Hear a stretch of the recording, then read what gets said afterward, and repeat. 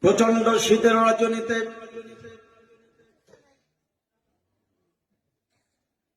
ঘুম থেকে উঠে লেপটাকে শরীর থেকে সরিয়ে দিয়ে কম্বলটাকে সরিয়ে দিয়ে ঠান্ডা পানি দ্বারা ওযু করি। কার ভয়ে? কথা বলেন।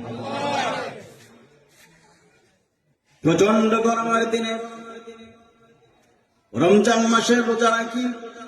সকালবেলা থেকে শুরু করে বেলা যত গড়ায় পিপাসায় কাতর হয়ে যায়, ক্ষুধা লেগে যায়, তারপরেও পানাহার করি না, খাদ্যও খাই না, গ্রহণ করি না। কার ভয়ে? আল্লাহর ভয়ে। সে আল্লাহকে আমরা দেখেছি? দেখি নাই।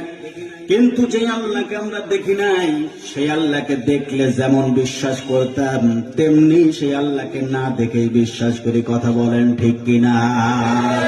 আল্লাহ রাব্বুল আলামিন সেই সমস্ত ব্যক্তিদের জন্য বলছেন, ইন্নাল্লাযীনা ইয়াখশাউনা রাব্বাহুম বিল গায়বি লাহুম মাগফিরাতুন ওয়া আজরুন কাবীর। বলুন আল্লাহু আকবার।